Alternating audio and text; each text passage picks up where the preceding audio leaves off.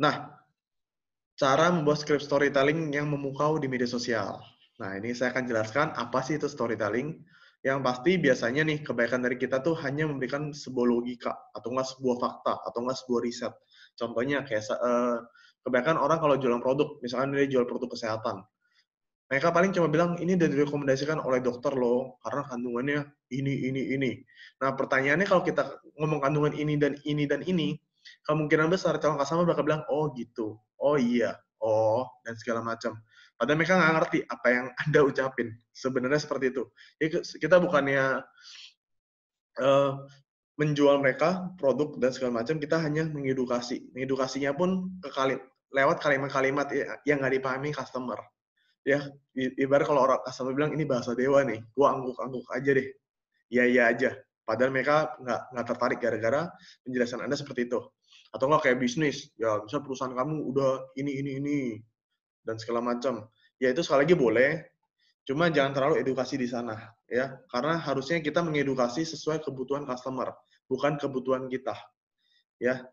Jadi pakailah bahasa-bahasa manusiawi, ya, atau nggak bahasa lebih ke customer. Nah, ini adalah hebatnya dari storytelling. Nah, jadi ini ada quotes-nya, facts tell, stories sell, ya. Fakta dan segala macam, logika-logika itu hanya memberitahu dia, tapi yang menjual itu adalah cerita atau enggak story.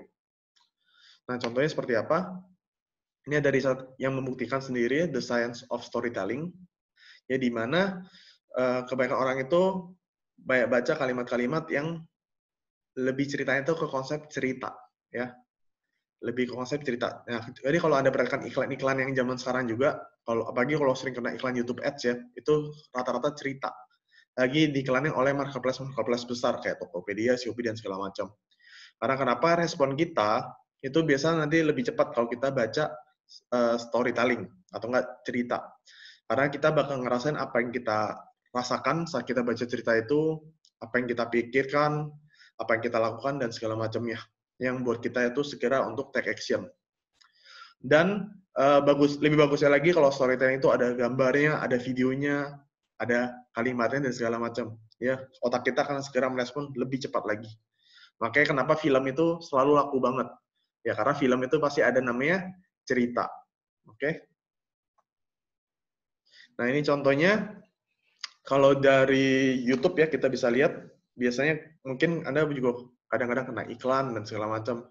Coba Anda perhatikan, itu pasti mereka baik dari Tokopedia, baik dari Bukalapak dan segala macam, itu mereka bikin konsep cerita. Story-nya siapa, tiba-tiba ini tujuannya sekali lagi buat ningkatin namanya brand awareness. Ya, cuma gara-gara cerita itu kita jadi inget Tokopedia, gara-gara cerita itu kita jadi inget Bukalapak, misalkan seperti itu. Ya, jadi bukannya mereka ngomong Tokopedia mulu, enggak. Tapi ada cerita-cerita yang bikin kita itu inget secara tidak sadar dan secara tidak langsung sama Tokopedia. Oke? Nah, untuk storytelling ini simpelnya ada 3. Pertama itu adalah namanya soft storytelling, kedua adalah namanya hard storytelling, dan ketiga adalah storytelling dari customer. Ini yang bisa kita gunakan. Nah, contohnya seperti ini adalah soft storytelling. Jadi ini waktu itu saya lagi pokoknya ujung-ujungnya itu saya mempromosikan website saya. Jadi di sini saya akan membahas mengenai namanya bakat versus kerja. Nah, di sini saya bikin story-storynya, ya.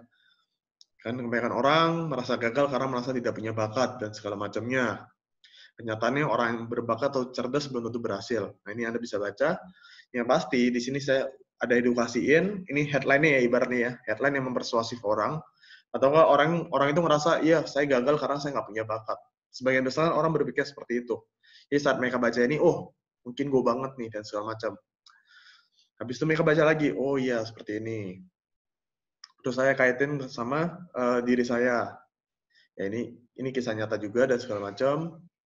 Jadi orang-orang yang mungkin punya kendala kayak saya bakal menganggap, oh iya ini saya juga nih dan segala macam. Akhirnya saya ngebuktiin. Terus ini saya kasih lihat adik saya sendiri, testimoni-testimoni yang udah bergabung, tim saya juga,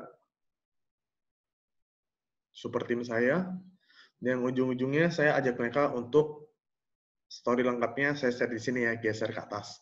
Jadi sekali lagi storytelling itu terakhir-akhirnya pasti ada yang sesuatu yang dikonversikan ya, baik dari website, baik dari kita mau promosikan sesuatu, itu pasti ujung-ujungnya ada YouTube, podcast dan segala macam. Ini contohnya.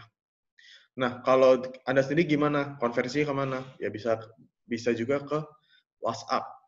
Ya, kalau belum 10.000 followers kan nggak bisa nih buat swipe up. Ya udah dikumpulin dulu. Ajak orang buat DM dulu ke Instagram Anda. Itu juga udah bagus. Atau enggak Anda bisa selipkan nomor WhatsApp Anda di situ. Nah, yang berikutnya adalah podcast. Ya, ini waktu itu saya lagi promosi podcast. Ini awalan saya kasih headline-nya 95% kaum milenial terancam jadi gelandangan di 2020. Oke? Di sini dijelaskan, bisa membuktikan dan segala macam. Jadi ini saya kasih namanya edukasi, ya, kasih edukasi. Terus kedua, 5 tahun lagi generasi milenial terancam tidak membeli rumah. Jadi ini anak-anak milenial langsung mikir nih, 95%. Berarti gue juga dong bisa jadi salah satunya. Nah, habis itu mereka jadi penasaran buat baca, terus saya jelaskan tentang saya, tentang partner-partner saya, dan tentang pengetahuan dan skill dan segala macam, yang ujung-ujungnya promosi untuk podcast. Nah, di sini Anda juga bisa dengar karena pasti bermanfaat untuk Anda semua. Ya, karena ini murni pengalaman dan sharing-sharing dari kita langsung. Oke, ini contohnya untuk promosi podcast. Nah, kalau ini di sini saya jelaskan edukasi, headline-nya jadi edukasi dulu, 7 formula bisnis online. Ya, ini biasanya pasti yang baca adalah orang-orang yang memang punya ketertarikan di bisnis online, ya. Karena follower saya udah pasti tentunya minat soal bisnis online. Jadi di sini saya kasih edukasi, atau enggak membuka mindset orang-orang yang mau belajar bisnis online cuma ragu-ragu. Ya, jadi ini nggak hanya untuk orang-orang yang jualan online, tapi ini buat membuka mindset orang yang ragu-ragu, jadi percaya, ya. Jadi sekali lagi ini adalah fungsi dari storytelling. Ya, jadi orang itu ngerasa, oh kayak gini ya, oh kayak gitu ya, oh berarti saya salah, oh berarti mindset harusnya seperti ini, oh berarti di bisnis online itu harus pelajarin seperti ini, dan seperti ini. Oke, nah ini Anda bisa baca dulu. Di sini saya mengedukasi tentang 7 formula. Ya, ujung-ujungnya, nah saya memberikan salah satu orang yang transfer, terus ujung-ujungnya direct ke WhatsApp, ujung-ujungnya lagi direct ke website, ya. Jadi di sini saya promosi 2 kali, konversinya terjadi di WhatsApp dan website. Dari storytelling dulu di awal. Nah, kalau untuk yang view tentu banyak banget karena orang sekali lagi suka namanya konsep story atau nggak konsep cerita.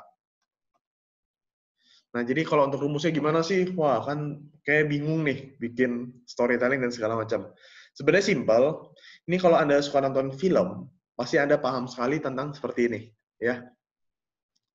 Kalau film, kalau yang Anda tonton, pasti biasanya awalan cerita ini biasanya tokoh utama itu lagi baik-baiknya atau enggak langsung mungkin muncul masalah dan segala macam. Cuma memang sebagian besar awal-awal tuh kayak biasa aja filmnya. Ya, maksudnya nggak terlalu masalahnya terlalu tinggi banget. Dan kedua biasa ada isi cerita dulu, ada percakapan dulu antara tokoh utama dan tokoh-tokoh yang lain. Ketiga tiba-tiba muncul konflik ya di tengah-tengah, ada konflik dan segala macam, ada masalah, tapi biasa masalahnya udah selesai dulu, ada masalah lagi, selesai lagi, dan segala macam. Nah, tengah-tengahnya biasa ada konflik puncak ya, udah menjelang pertengahan akhir biasa ada konflik puncak yang menurut kita itu wah kayak udah nggak ada solusinya, wah kayaknya udah nggak ada harapan, kita mencari harapan ya. Jadi ibarat tokoh utama itu udah kayak hero ya, kita berharap nih endingnya bakal bagus dan segala macam. Dan setelah konflik puncak akan muncul namanya ending. Nah, endingnya itu sebagian besar bagus, tapi juga tentu ada yang kurang baik atau enggak malah menjurus suruh nonton film berikutnya. Ya, cuma kurang lebih sebenarnya konsepnya kan kurang lebih seperti ini. Ya, jadi storytelling itu Anda kalau mau tahu lebih detail, Anda nonton film aja. Itu semua kan cerita. Dan biasanya ceritanya berawal dari situ juga ya. Jadi ada awalan, ada isi cerita atau enggak mungkin kalau kita bicara storytelling untuk promosi pasti edukasi dulu atau enggak cerita diri kita sendiri atau enggak cerita ke customer dan segala macam. tengah-tengahnya konflik, dan terakhirnya baru ending. Simpelnya kita bayangin diri kita di posisi customer, ya. Kita bisa menerapkan sekali lagi 5W plus 1H. 5W plus 1H ini juga kurang lebih sama kayak konsepnya di idea yang sebelumnya saya jelaskan. Pasti ada juga 5W plus 1H di dalam idea tersebut. Nah, di sini saya akan jelaskan 5W 1H itu apa saja dan fungsinya buat apa. Oke?